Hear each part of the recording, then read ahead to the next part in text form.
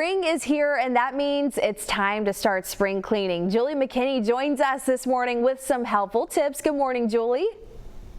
Good morning. It's glad to be here. We are so excited to have you on Studio 10 this morning. Now we're going to jump right in. What are the benefits of spring cleaning, and why should people make it a priority this time of year? Well, the number one benefit of doing a deep clean and then disinfection activities in your home is because you're trying to protect your family by preventing the spread of illness-causing germs such as Salmonella, E. coli, and the cold and flu viruses. What are your tips to help people get their best spring cleaning done? Well, I'd say I'll hit two areas. One, make sure that you understand the difference between cleaning and disinfection activities. Cleaning is an activity where you're removing soil and grime and dirt, and then disinfection activities are really focused on killing germs.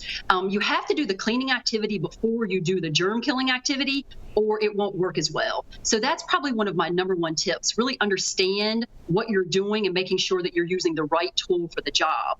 But then I would also say focus on high touch surface areas, such as your light switches, your countertops, things that you're frequently touching with your hands.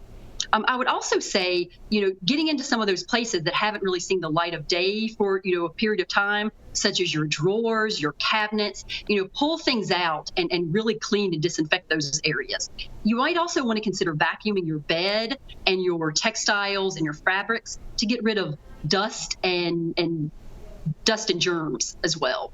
Wow, I just learned a lot. I'm going to take a lot of notes during this segment because I definitely need to deep clean and disinfect like you just said. Now, Julie, for people feeling overwhelmed, thinking about all the spring cleaning they need to get done, where do you recommend they start in their home or office? I recommend, I'll get back to the high touch surface areas, but then going from the high touch surface areas, really focus on things like your textiles, your fabrics, and in your bathrooms, the surfaces within your bathrooms, and then drawers and cabinets where you haven't pulled things out for a long period of time. That's really where I would focus. And I would also point you to the Lysol Germcast app, which will really break it down into a really doable daily or weekly to-do list. We have some really helpful tips on that app to be able to focus in on your particular areas and partner that with specific products that might be a benefit. Good information to know. And speaking of products, what are some of the products that people can use to get their best spring cleaning done, but are also, good for the families too and safe? The number one that I would recommend is Lysol disinfecting spray. It can be used on soft surfaces and hard surfaces as well, and it's been proven to kill 99.9% of germs. So we know that it's effective, but there's a number of other things that I would point to. Floor specific products, because we track in a lot of dirt and germs on our feet. So we have things like Lysol Clean and Fresh Multi-Surface Cleaner that can be used on the floor. For your bathroom surfaces, think about Lysol Power Bathroom Cleaner, because we know that a lot of organisms love to grow and persist in wet, damp environments such as the bathroom. So that's another good tip. On hard, non-porous surfaces, Lysol disinfecting wipes are also a good choice.